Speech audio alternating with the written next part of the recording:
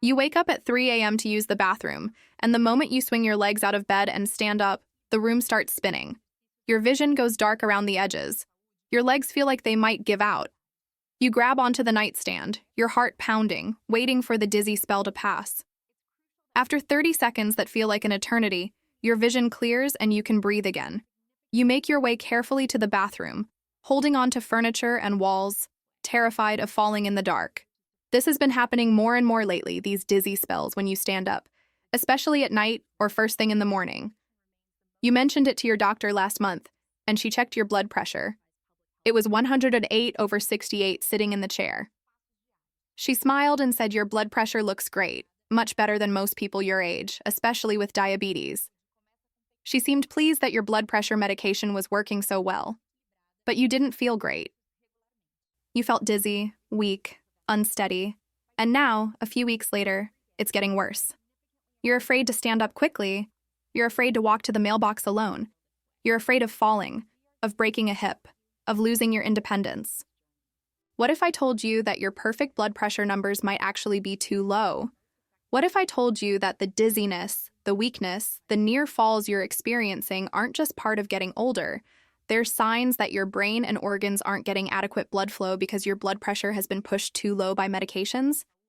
What if I told you that research published just 6 weeks ago in the Journal of the American Geriatric Society shows that adults over 75 with diabetes who have systolic blood pressure under 110 have 3 times higher risk of falls, 2 times higher risk of cognitive decline, and significantly higher risk of hospitalization and death compared to those with blood pressure in the 130 to 140 range?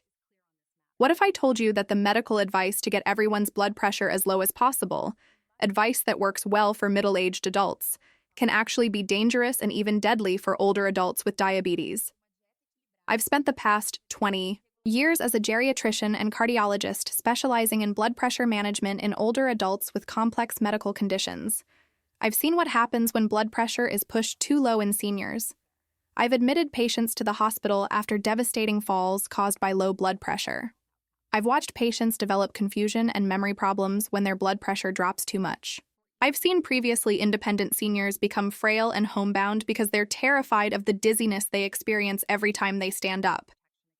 But I've also seen patients who had their blood pressure medications carefully adjusted to higher, safer targets, and who regained their stability, their confidence, their independence, their quality of life. I'm going to tell you today exactly why low blood pressure is so dangerous for older adults with diabetes, how to know if your blood pressure is too low, and what you need to do to find the right balance that protects your heart without putting you at risk for falls, confusion, and other serious complications. But I'm not going to give you specific numbers immediately, because if I do, some of you will panic about your current medications or make changes without medical supervision, and that could be dangerous. You need to understand the physiology first. You need to see the evidence. You need to hear real stories. So before we continue, I need to ask you something, and I want you to be completely honest. Comment below your age, your current blood pressure, and whether you experience dizziness when standing up. Just like this, 72 years old, BP 105/62, dizzy every morning. Or 68 years old, BP 118/70, occasional dizziness. Or 76 years old, BP 145/85, no dizziness. That's it. Simple and direct. Because here's what I'm seeing in my practice. There's an epidemic of overtreatment of blood pressure in older adults with diabetes. Doctors are following guidelines designed for younger, healthier populations and applying them to frail seniors where they can cause tremendous harm. Your comment isn't just numbers to me. It's evidence of whether you're in the danger zone of blood pressure that's too low for your age and health status. And when enough of you comment, it creates a picture of just how many seniors are experiencing symptoms of inadequate blood pressure, but not connecting those symptoms to their blood pressure medications. So comment your age, your blood pressure, and your dizziness symptoms right now. This information could save your life or the life of someone you love. Let me tell you about a woman named Eleanor Jacobson. She was 78 years old when her daughter brought her to my office 18 months ago, and Eleanor was in crisis. Eleanor had been living with type 2 diabetes for 22 years. Her blood sugar control was actually quite good, A1C around 7.2%, well managed with metformin and insulin. She also had high blood pressure, diagnosed 15 years earlier, and had been on blood pressure medications ever since. For many years, Eleanor did well. Her blood pressure was controlled, usually in the 130s to 140s systolic, and she felt fine. She was active, independent, sharp as a tack mentally. But about 2 years before I met Eleanor, her primary care doctor retired, and she started seeing a new doctor at the same practice. This new doctor, fresh out of residency and following the latest guidelines, looked at Eleanor's blood pressure of 138/82 at that first visit and said it needed to come down. The doctor explained that new research showed that lower blood pressure was better, that they should aim for under 130/80, especially for someone with diabetes. The doctor increased Eleanor's blood pressure medication, adding a second drug to her regimen. A month later, Eleanor's blood pressure was 125/75. Better, the doctor said, but we can do even more. The doctor added a third blood pressure medication. 2 months later, Eleanor's blood pressure was 112/68. The doctor was pleased. Eleanor had achieved target blood pressure, but Eleanor didn't feel pleased. She felt terrible. She started having dizzy spells when she stood up, so severe that she had to sit back down and wait for them to pass. She felt weak and tired all the time, lacking the energy to do her normal activities. She stopped going to her exercise class because she felt too unsteady. She stopped driving to the grocery store because she felt lightheaded. Her daughter started noticing that Eleanor seemed confused sometimes, forgetting conversations they'd just had, asking the same questions multiple times. Eleanor mentioned the dizziness to her doctor, who checked her blood pressure in the office. It was 108/65 sitting down.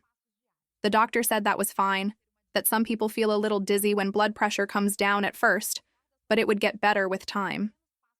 But it didn't get better. It got worse. 6 months after the blood pressure medications had been increased, Eleanor stood up from her recliner one evening and immediately felt the room spinning. She took one step and collapsed. She fell hard, hitting her head on the coffee table on the way down. Her daughter, who was visiting, called 911. At the emergency room, they found that Eleanor had a concussion and a scalp laceration that required stitches. But more concerning, when they checked her blood pressure lying down and then standing up, they discovered severe orthostatic hypotension. Her blood pressure lying down was 115/70. When she sat up, it dropped to 95/60. When she stood up, it plummeted to 78/52. Her brain was being starved of blood flow every time she stood up. The ER doctor stopped one of Eleanor's blood pressure medications and told her to follow up with her primary care doctor. But here's where the story gets even more troubling. When Eleanor followed up with her primary care doctor a week later, her blood pressure in the office was 128/78. The doctor, seeing blood pressure above the 120/80 target, wanted to restart the medication that the ER had stopped. Eleanor's daughter, who had been quiet and respectful through all of this, finally spoke up forcefully. She said her mother had fallen because her blood pressure was too low, that she was dizzy and weak all the time, that she seemed confused and not herself. She asked whether maybe the blood pressure target was wrong for a 78-year-old woman. The doctor, to his credit, paused and reconsidered. He said he'd never really thought about whether the standard targets were appropriate for someone Eleanor's age. He agreed to leave the medication dosing alone for now and see how Eleanor did. Over the next month, Eleanor felt somewhat better. The severe dizzy spells decreased, but she still didn't feel like herself. She was still having some dizziness, still feeling weak, still not confident enough to resume her normal activities.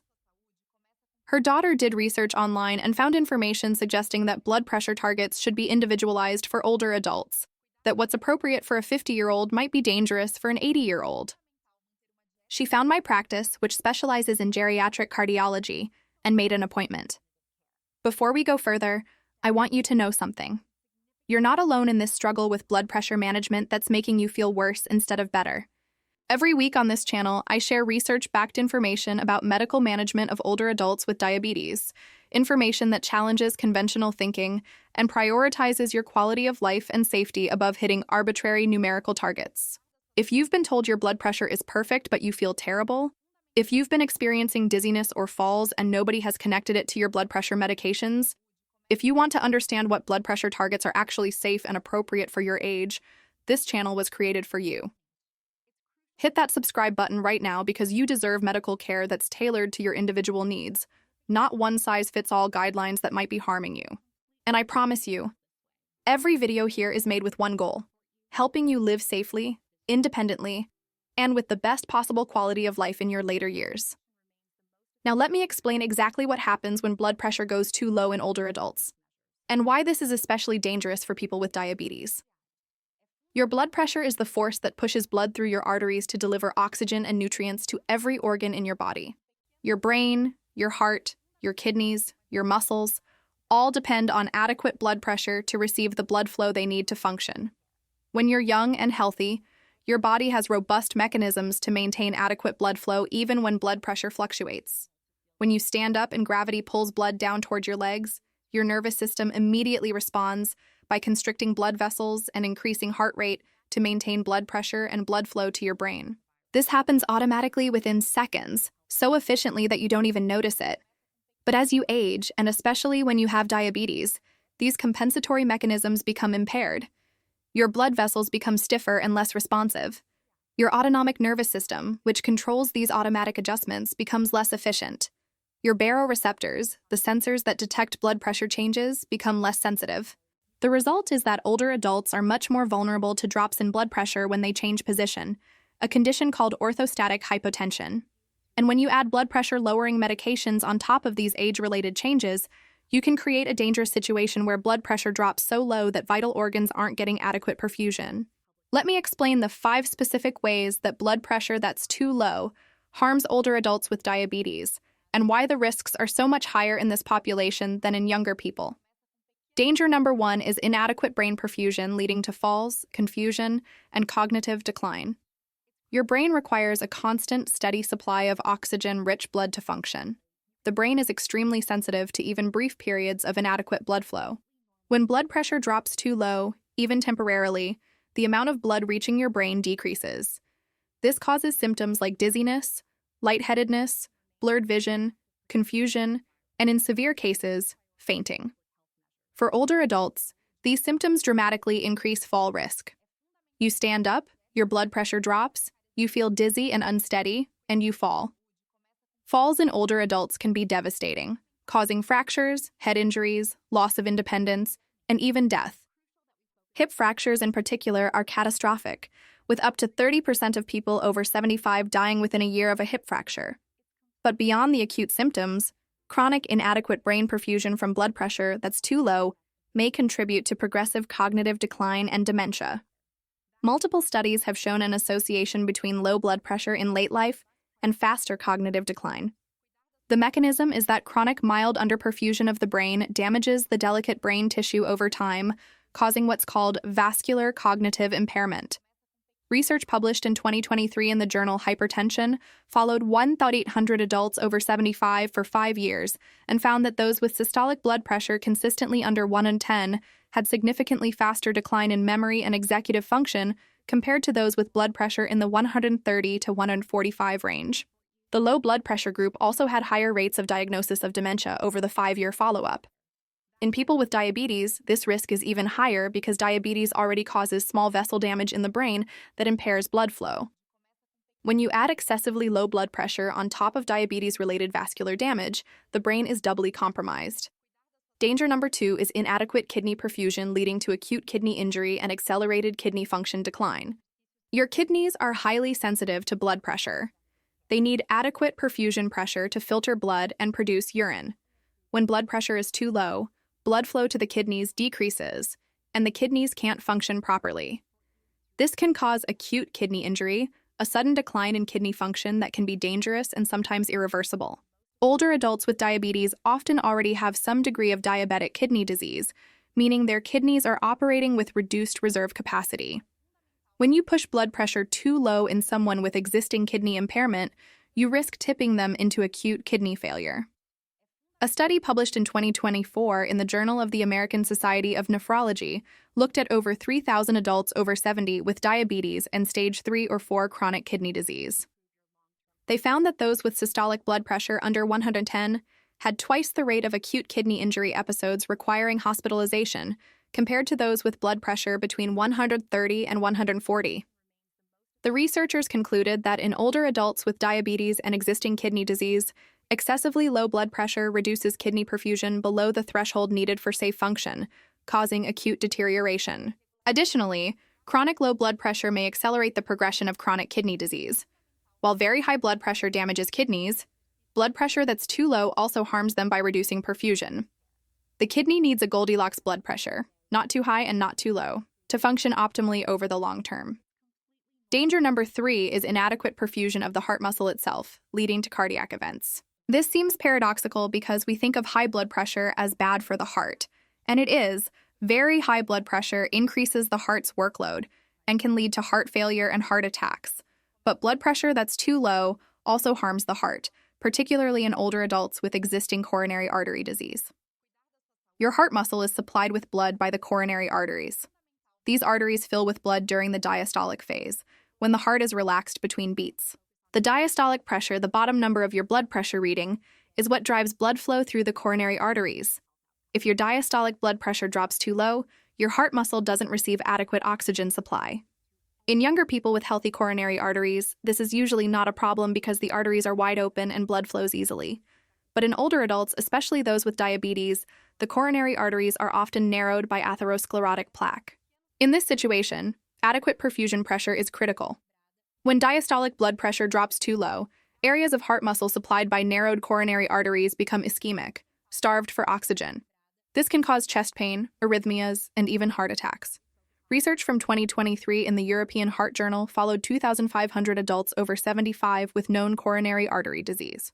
They found that those with diastolic blood pressure consistently under 60 had 40% higher rate of cardiac events, including heart attacks, compared to those with diastolic pressure between 70 and 80.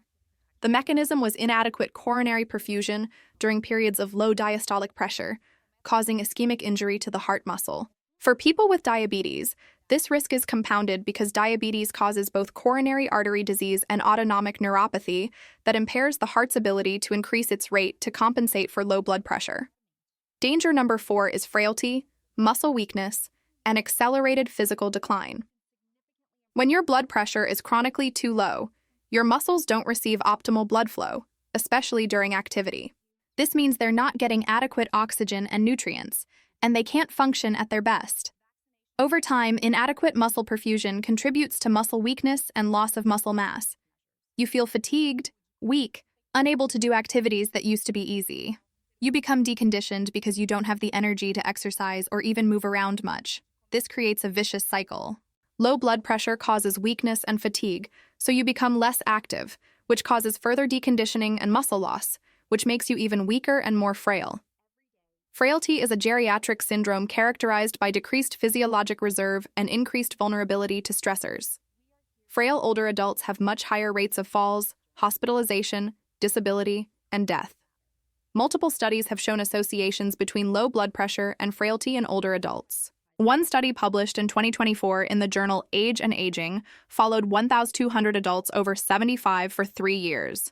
Those with systolic blood pressure under 115 at baseline were twice as likely to become frail during the 3-year follow-up, compared to those with blood pressure between 130 and 145. The researchers measured frailty using standard criteria, including unintentional weight loss, exhaustion, weak grip strength, slow walking speed, and low physical activity. The low blood pressure group declined faster on all these measures.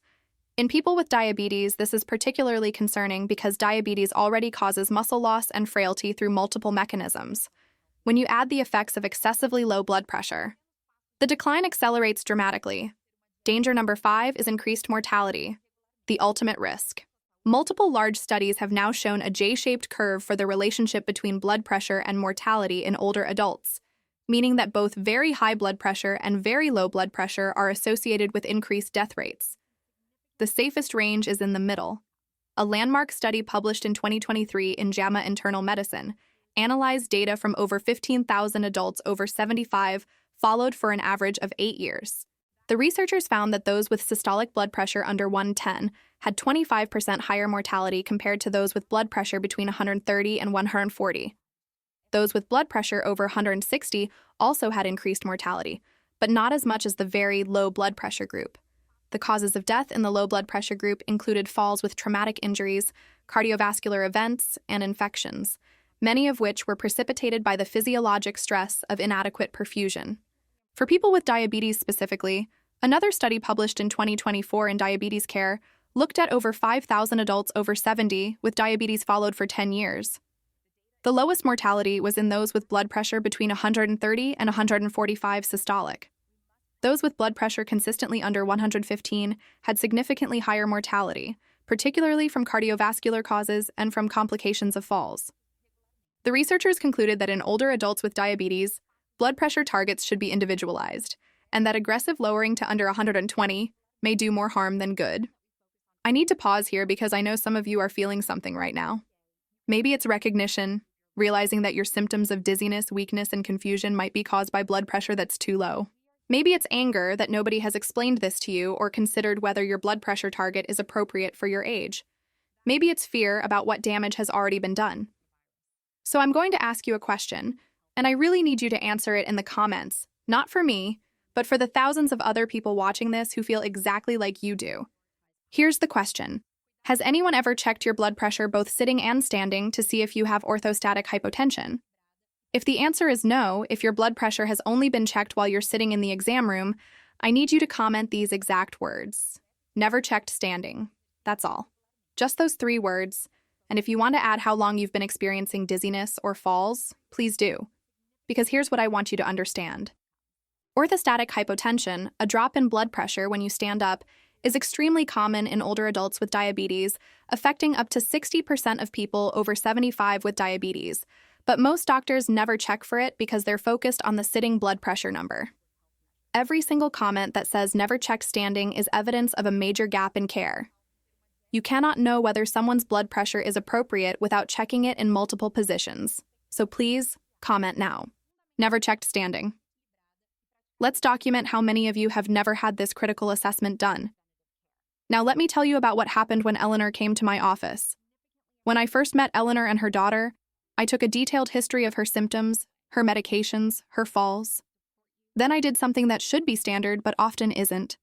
I measured her blood pressure in multiple positions and tracked her symptoms. First, I had Eleanor lie flat on the exam table for 5 minutes to let her blood pressure stabilize. Her blood pressure lying down was 118/72. Not too low, seemed reasonable. Then I had her sit up. After 1 minute sitting, her blood pressure was 106/68. A drop from lying down, but not dramatic. Then I had her stand up. I kept the blood pressure cuff on her arm and measured her blood pressure at 1 minute standing and 3 minutes standing.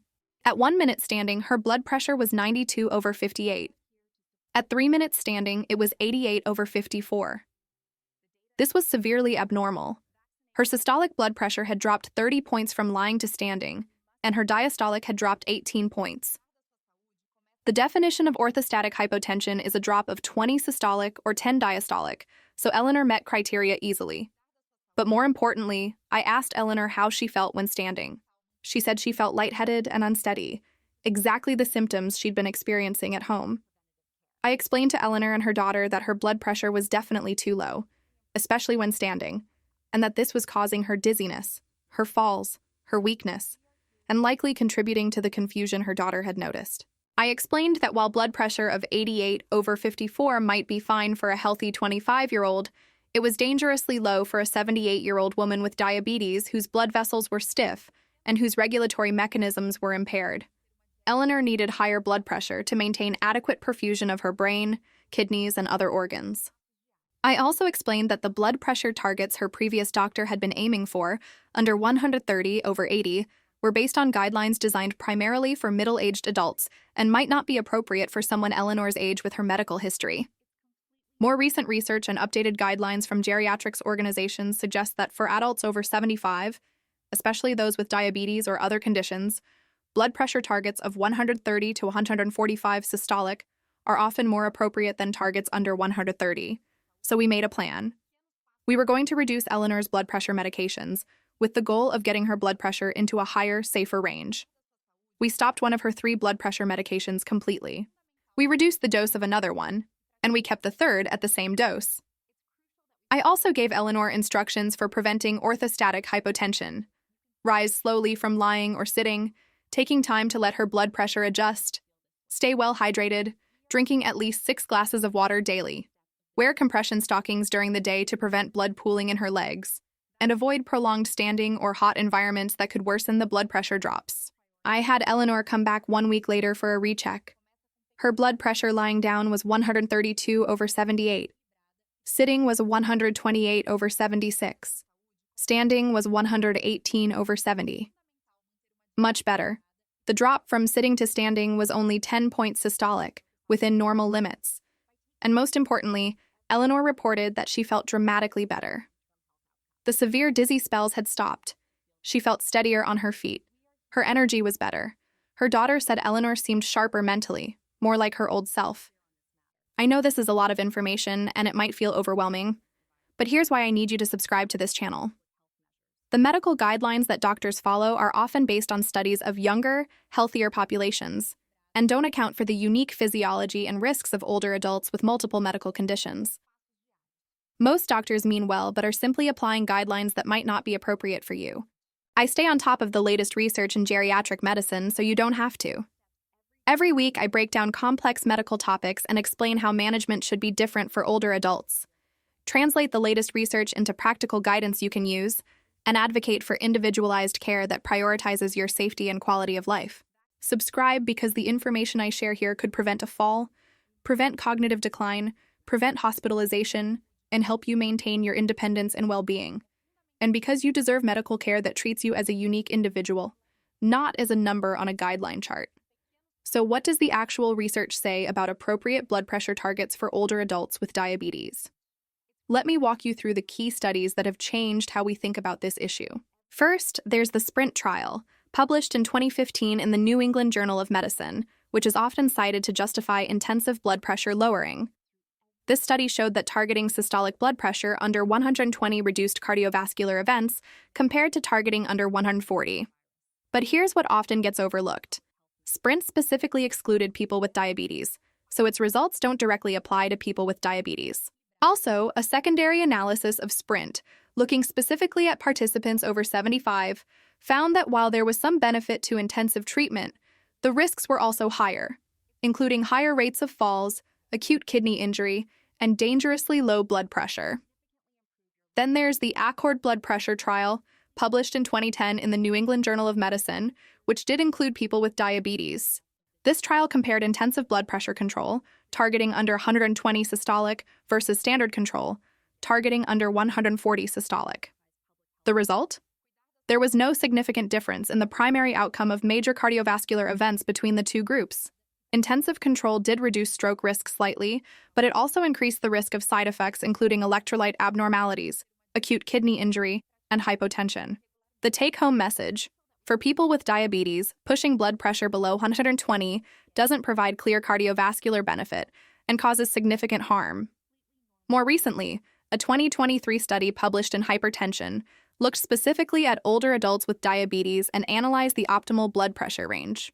The researchers pooled data from 8 different trials, including over 12,000 adults over 70 with diabetes. They found that the lowest risk of death and major cardiovascular events was in those with blood pressure between 130 and 145 systolic. Those with blood pressure under 120 had higher mortality and higher rates of falls and cognitive decline. Those with blood pressure over 150 also had increased risk, though primarily of stroke. The optimal range, the sweet spot with the best balance of benefits and risks, was 130 to 145 systolic for this older population with diabetes. Another important study, published in 2024 in the Journal of the American Medical Association, looked at blood pressure targets in frail older adults. The researchers assessed frailty status using standard criteria and then examined outcomes based on blood pressure levels. They found that in robust, healthy older adults, blood pressure targets similar to younger adults, around a 130 systolic, were appropriate. But in frail older adults, those with multiple medical conditions, mobility limitations, or cognitive impairment, blood pressure targets of 140 to 150 systolic were associated with better outcomes than lower targets.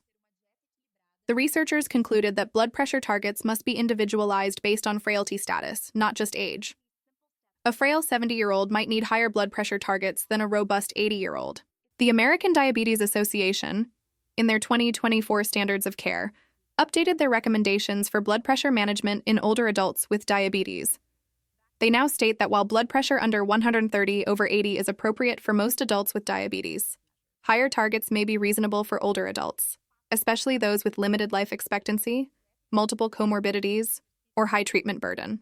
They specifically mention that blood pressure targets should be individualized and that avoiding harm from overtreatment is just as important as reducing cardiovascular risk. The American Geriatric Society has gone even further.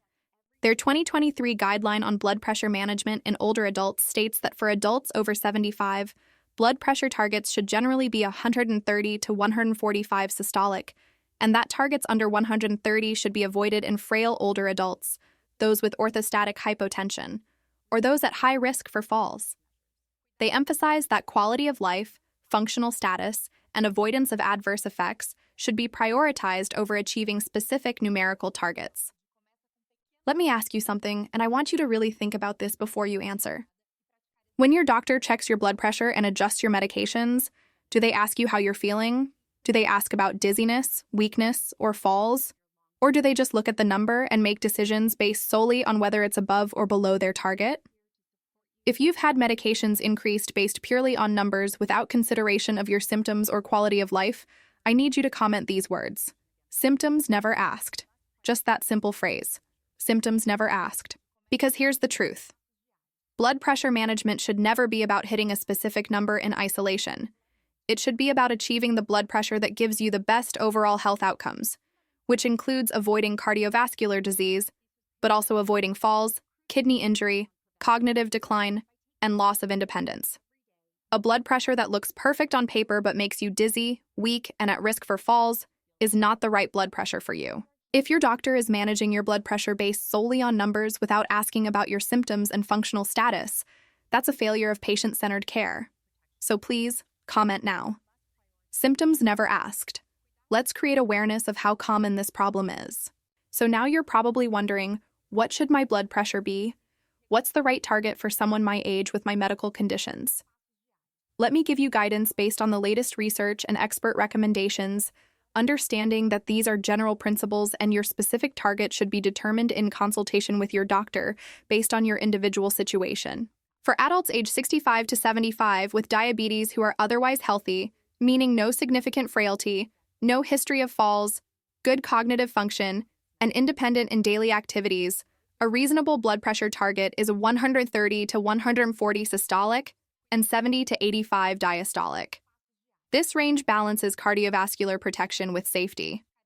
Blood pressure consistently under 120/70 is likely too low for most people in this age group and increases risk of adverse effects. Blood pressure consistently over 145/90 may increase cardiovascular risk and should be addressed. For adults over 75 with diabetes, or for those who are frail regardless of age, blood pressure targets should be higher and more flexible. A reasonable target is 135 to 150 systolic and 70 to 85 diastolic. Some experts recommend even higher targets up to 155 systolic for very frail individuals or those with multiple falls. In this population, the risks of low blood pressure clearly outweigh the benefits, and preventing falls and maintaining function takes priority over aggressive cardiovascular risk reduction. For anyone with orthostatic hypotension, meaning a significant drop in blood pressure. When standing, blood pressure targets need to be high enough to maintain adequate standing blood pressure. If your sitting blood pressure is 130 but it drops to 90 when you stand, causing symptoms, you may need a sitting blood pressure of 145 or even 150 to achieve a standing blood pressure of 110 to 120 that's adequate for safe function. Your blood pressure medication regimen should be adjusted to minimize the standing blood pressure drop. Important additional considerations. If you have a history of stroke, your targets might be slightly lower, perhaps 130 to 145 systolic, because blood pressure control is particularly important for stroke prevention. But even with stroke history, blood pressure under 120 is likely too low if you're over 70.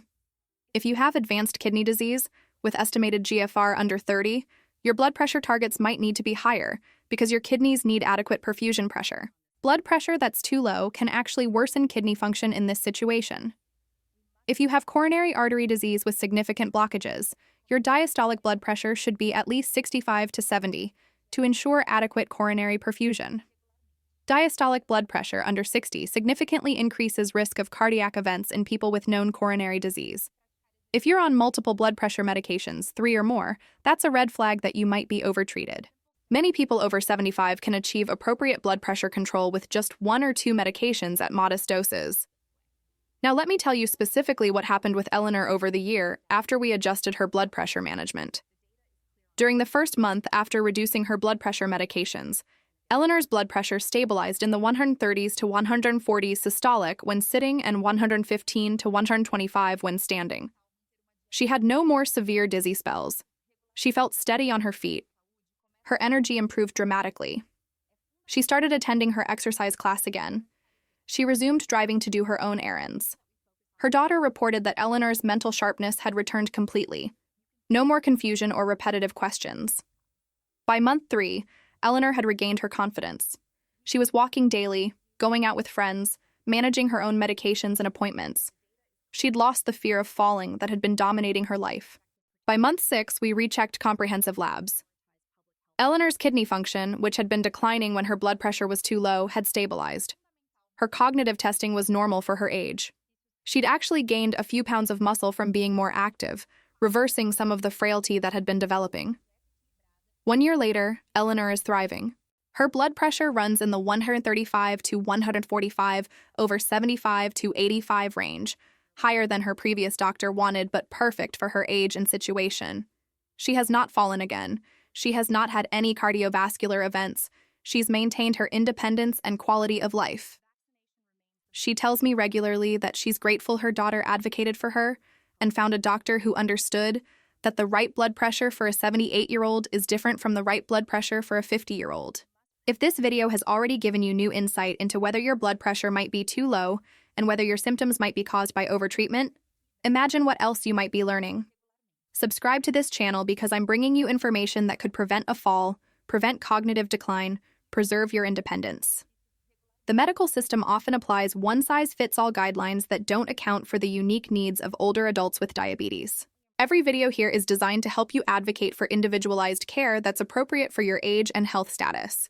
Hit subscribe, turn on notifications, and let's navigate this journey together. You've already taken the first step by watching this video. Don't stop now. Now let me address some common questions and concerns that come up when I talk to patients about potentially reducing their blood pressure medications. First question: won't higher blood pressure increase my risk of heart attack and stroke? The answer is nuanced. Yes, very high blood pressure, consistently over 160 to 180 systolic, does significantly increase cardiovascular risk and should be treated. But blood pressure in the 130 to 150 range for older adults has not been shown to significantly increase cardiovascular risk, especially when weighed against the risks of lower blood pressure in this population. The research clearly shows that in adults over 75, especially those with diabetes, the sweet spot for blood pressure is 130 to 145 systolic, not under 120. Blood pressure in this range provides adequate protection against stroke and heart attack while avoiding the dangers of blood pressure that's too low. Remember, the goal is not to minimize blood pressure at all costs. The goal is to find the blood pressure that gives you the best overall health outcomes and quality of life. Second question: my doctor has been managing my blood pressure the same way for years. Why should I question their expertise now? This is a sensitive topic because I don't want to undermine trust in your doctor. Most doctors are well-intentioned and working hard to provide good care. However, medical knowledge and guidelines evolve. What we thought was best practice 10 years ago may not be current best practice today. The research on blood pressure management in older adults has evolved significantly in the past 5 to 10 years, with multiple large studies showing that aggressive blood pressure lowering in seniors causes more harm than benefit. Some doctors have updated their practice based on this new evidence, but others haven't, either because they haven't seen the research or because they're still following older guidelines.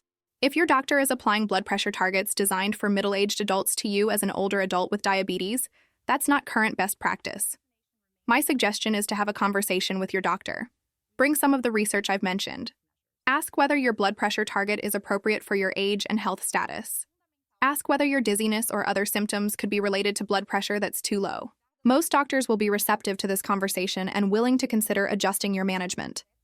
If your doctor is completely dismissive and unwilling to consider that your target might be inappropriate, it may be worth seeking a second opinion from a geriatrician or another physician who specializes in care of older adults. Third question: how do I know if my blood pressure is too low?